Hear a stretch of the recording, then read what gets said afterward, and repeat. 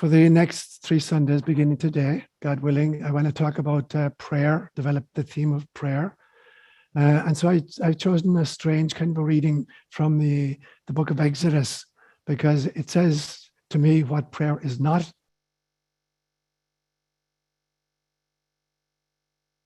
The Amalekites came and attacked the Israelites at Rephidim. Moses said to Joshua, "Choose some of our men and go out and fight the Amalekites. Tomorrow I will stand on top of the hill with the staff of God in my hands." So Joshua fought the Amalekites as Moses had ordered. And Moses, Aaron, and Hur went to the top of the hill. As long as Moses held his hands up, the Israelites were winning. But whenever he lowered his hands, the Amalekites were winning. When Moses' hands grew tired, they took a stone and put it under him, and he sat on it. Aaron and Hur held his hands up, one on one side, one on the other, so that his hands remained steady till sunset. So Joshua overcame the Amalek army with the sword. Words inspired by God. 30 years ago, I conducted what was then the largest controlled double-blind experimental study of the effects of intercessory prayer at a distance on the psychological well-being of human beings for a PhD dissertation. And we kicked it off on the 23rd of March, 1992, with a brainstorming session, which was hosted by Ed and Nancy Hannibal, if they're listening this morning, at their home to get the project off the ground. And over the course of the next 8 months, there were about 68 people, volunteers involved in running this very complex study. So Patrick Fox, a very good friend of mine who worked with Apple computers, was in charge of all the computer issues associated with it. And his wife, Kathy Fox, who also worked with Apple computers, was in charge of the photography. She took portraits of every single person involved in the study. And she was also in charge of the marketing, which is what she did for Apple computers. And Ed Hannibal did all the data entry. Ed told us at the end that he hit the key 9 times. Now to put that in English, factorial 9 is 362,880. So that's how many times Ed had to hit the keys to enter all of the data into the database. And so we advertised it in the local press, and we had 6 introductory meetings where people came to understand what was this about. And we had an average of about 100 people at each of these 6 lectures. I was telling them what we had in mind and what we hoped to test. And I wanted subjects who would volunteer to be prayed for. And I wanted what I call agents, people who would agree to do the praying. And for the agents, I did 4 training sessions with them, showing them exactly what I had in mind.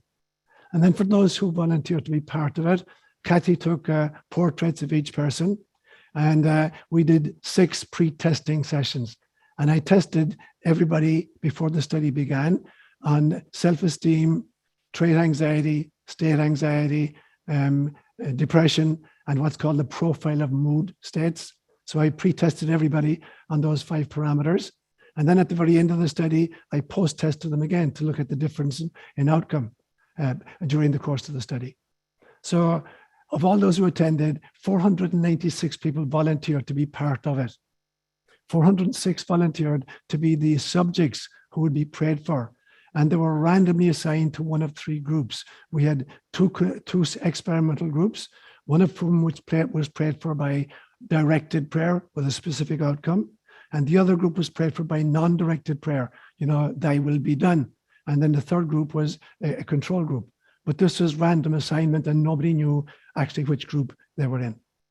And 90 people volunteered to, I call them the agents, to do the praying. And they had to pray every day for 15 minutes for 12 consecutive weeks. And I gave each of the agents a sheet with 9 photographs on it of 9 subjects and just the first name of each subject. And I also gave them like a ticket book of, they had to fill in every week how much prayer they actually did and then mail them back to me. We had set up a mailbox, and an email box as well. So every week I got an update on how much prayer was being offered for these people. So I could calculate at the end, how much prayer was done, how much prayer did each person get. and each sheet was given to 3 different agents. So there was an overlap. So everybody was prayed for by 3 different agents. So at the very end, then I brought them all back and post-tested them. And it was fascinating to see what happened. Of all of the measures that I was looking at, the subjects improved significantly on all levels. I was using, if you know, kind of research theory. Some of these results were at a p-value of 10 to the power of -6, which literally meant there was only 1 chance in a million that these results could have happened, you know, kind of randomly or by chance. And the biggest eye-opener for me was the fact that the agents, the people doing the praying, saw more improvement in their own self-esteem, anxiety, and depression levels than even the people who were being prayed for. So praying was even more important for self-improvement than being prayed for. So then I had the job of trying to figure out, okay, here was the protocol, here was the kind of what we did, here are the results. How might you explain the results scientifically? And then how do you go from the science of it to the theology of it? You know, how would you explain the results? So that's what I'm going to talk about, the explanations for this. And then I'm going to talk about the paradox of prayer. And then I'm going to give my model of what I consider to be the 6 stages of intercessory prayer. If you're praying for somebody else, here are the kind of here's the protocol that needs to be pursued, in my opinion. So what are the explanations for these extraordinary improvements? Now, some people would say, so the first explanation is, when you pray, it is merely chatting about the inevitable. Since God is omniscient and knows everything, and for God, there's no future whatsoever, it's all the present now. In a sense, you're wasting your time praying because God already knows what the outcome is and you're not going to change his mind. That's one theory. I don't subscribe to that, but that's a theory that you're just chatting about the inevitable. A second theory would be something like God is some kind of a satellite dish in the sky. So I want to pray for my brother Seamus, who lives in Ireland, 6,000 miles away, over the curvature of the earth. So I can't beam my prayer directly at him. And so I bounce it off a satellite dish we call God, and God redirects it down to Seamus in Ireland. So the second explanation would be a kind of a satellite dish model with God as the satellite dish. And obviously, again, I don't subscribe to that model. The third explanation is that you can actually bargain with God. And there's this great story in the book of Genesis where God intends to wipe out Sodom and Gomorrah. And Abraham begins to bargain with God. Abraham, it seems, has more sechel, has more intelligence than God has, and more compassion than God has. And so Abraham says to God, what if there's 50 good people in those cities? Are you going to kill all the good people with the bad people? And God says, no. If there's 50 good people, I'll spare the 2 cities. And Abraham says, suppose there's 5 less than 50 people. There's only 45. You're going to kill 45 good people with everybody else? And God says, no, I'd never do that. And Abraham says, what if there's only 30? You're going to kill 30 good people with everybody else? And God says, no, I wouldn't kill 30 innocent people. What if there's only 20? What if there's only 20 good people in these 2 cities? Are you going to wipe out 20 good people with everybody else? And God says, no, I wouldn't do that. And Abraham says, forgive me, I know I'm pushing too much now, but what if there's only 10? What if there are 10 good people in these 2 cities? Are you going to kill 10 innocent people with everybody else? And God said, that's it. That's the end of it. I'm not bargaining anymore. If I find 10 good people, I'll spare the 2 cities. Obviously, it seems there weren't 10 good people, and he wiped them out anyway. So that's another notion we have, that you can actually bargain with God. You know, that God loves to bargain, and you can kind of bend his arm and twist him to your purposes. And obviously, I don't subscribe to that model. And the fourth model was the one I used for the first reading today. It's this story of the newly escaped Israelites. They're coming out of Egypt, and they run into a band called the Amalekites. And there's a pitched battle between the Israelites and the Amalekites. And so Moses goes up onto the top of the mountain, and he's got his hands in the air, and he's please, please, please give us the victory. And as long as he can keep his hands in the air, the Israelites are winning. But his hands get tired, and they start drooping, and the tide of battle changes, and now the Amalekites are winning. And so Aaron and Hur rush up, and they get him a stone to sit on because he's really tired from standing. And one of them props up his left hand, and the other props up his right hand, and then the Israelites beat the Amalekites. So there are some people who believe that there's some kind of a trick to praying. And if you figure out what the trick is, you get what you need. And so, for instance, Muslims believe that if you make a trip to Mecca, it's called the Hajj, once in a lifetime, you're guaranteed heaven. It doesn't matter what you do subsequently. If you can do the Hajj, you're guaranteed heaven. As Catholics, when we were growing up, we had this thing called the 9 First Fridays. I'm sure the Catholics among us of my age remember that. And this was a belief system, and it was taught from the pulpit, that if you went to confession and had received Mass and Holy Communion on the first Friday of 9 consecutive months, you had to get to heaven. God could not refuse you. You could be a total rake for the rest of your life. You could be a mass murderer. You could be a thief. You could do anything you want, but you had a passport, the 9 First Fridays. And when you got to the gate and you know, Peter says, you have a terrible record. You know, you killed 15 people. You told lies nonstop. And you say, did you see my passport? Did you see my 9 First Fridays? And Peter says, all right, come on in. So this notion that there's a trick to it. And if we figure out what the trick is, you get your way with God. Now, I obviously don't believe in any of those 4 systems. For me, the metaphor that I came up with that best explains it for me is that prayer is like a water system on a lawn. So you've got pipes running underground and they're connected to a faucet. And the faucet is God and the water is flowing through it. That is prayer. But you've got a system underground and sometimes there's a nexus point where, you know, it gets clogged. And there's an area of the lawn that's not being watered, and so it becomes desiccated. So for me, prayer is about freeing up the clogs in the system. It's not appealing to God to turn on and off the water. The water is always on. The system is always plugged into the faucet, which is God. What happens is we clog up the pipes by our lifestyle, by our thoughts, our words, and our deeds. And so prayer then is about the laserized freeing up of the blockages within the system. So that brings me now to my second point. I want to talk then about the paradox of this process. Because on the one hand, I don't believe that God is involved at all with prayer. Prayer is not appealing to God and God changing an intended outcome. It is not asking God to make any changes or make any intervention whatsoever. That is not prayer. Prayer is about freeing the blockages so that others can benefit from our compassion. If prayer of petition were really a successful plea to God to intervene in human affairs, then how do you explain holocausts and genocides and pedophilia? This would be evidence either of God's culpable disinterest in us or his pathetic powerlessness to make any changes. So I believe that as souls, we make what I call preconception contracts with each other. So to come in to try to evolve human society by activating our inner divinity. Every single one of us is a holographic fractal of God. So, you know, a hologram is kind of like very often a 3-dimensional image, such that if you were to take any piece of a hologram, the totality, the original, is contained in every part. And so every single soul, what Jewish Kabbalistic teaching will say, the netzvotzim, the sparks of the divine. Every single one of us is a holographic fractal of source. And so prayer is about activating the inner divinity. It is not an appeal to a transcendent other to intervene in human affairs and change the outcomes. Because the transcendence of God operates, I believe, according to the prime directive. That is, to not intervene in what the parties have agreed upon before they came.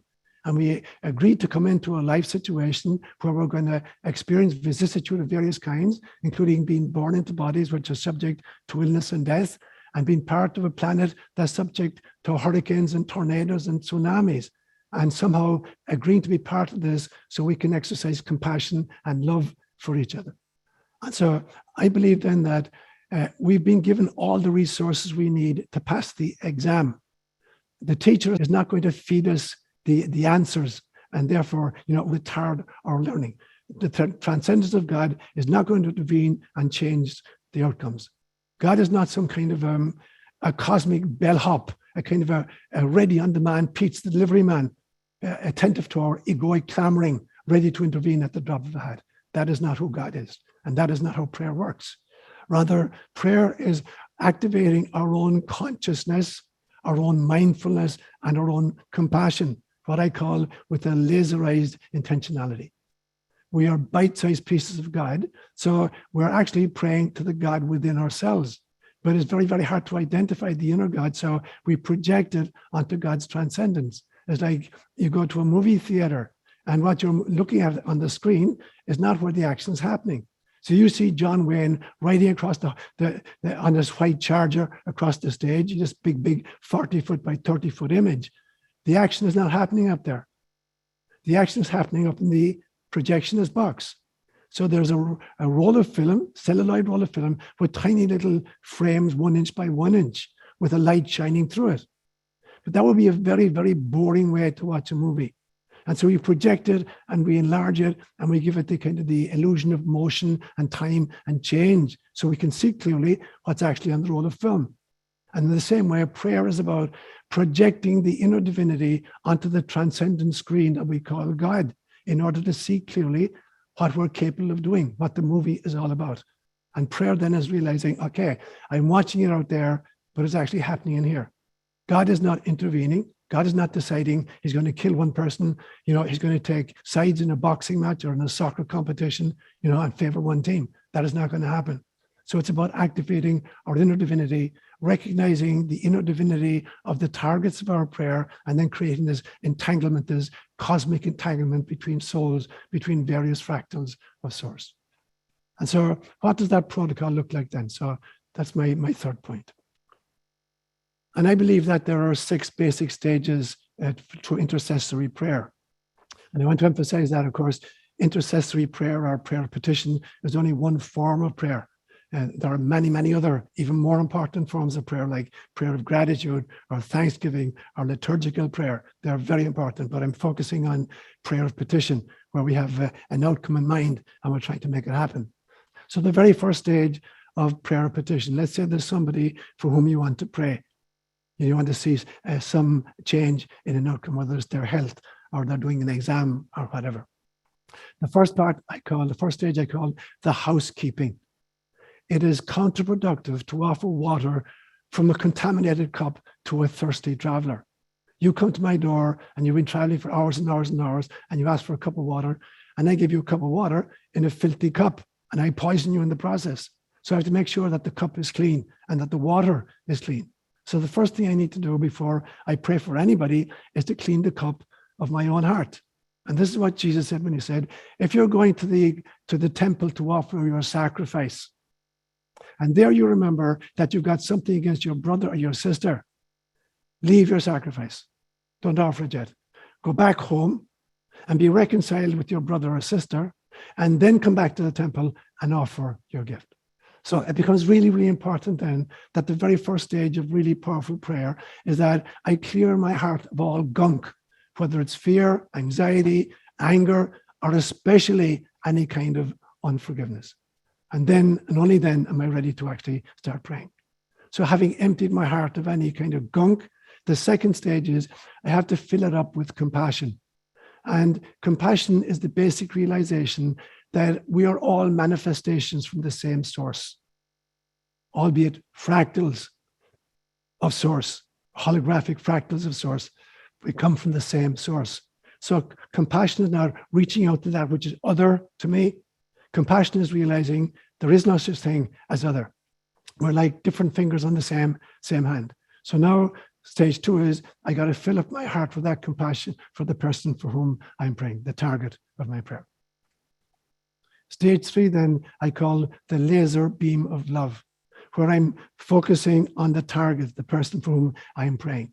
And this should not just be formulaic, that I'm dealing with some kind of, verbiage that I've learned off by heart. It has to have the cutting edge of the archer's focus on the target. So I have to have an image of what I'm praying for, the person for whom I'm praying, and have a kind of a laserized intentionality, not a distracted, I'm going to pray for X today because X is undergoing surgery. So that's stage 3 for me. Stage 4 is what I would call disciplined action, a la the dictum, pray as if everything depended upon God, but act as if everything depended upon yourself. So sometimes you have to make some kind of a sociological intervention. Sometimes you find a situation, whether it's, in a family, in a community, or in the world, in which you're not just praying for an outcome, You have to make a difference. You have to do something that affects a change outside. You find out that a little child has been abused, you intervene and take the child out of that situation. It's not just good enough to hope that the parents are going to do better. So there must be some kind of disciplined action where we're reaching out sociologically to try to affect the change as well. That's stage 4. Stage 5 is trust in some kind of a superpower. And the superpower is the source self. It is your soul self. And this trust is going to allow you to translate an intention into an outcome.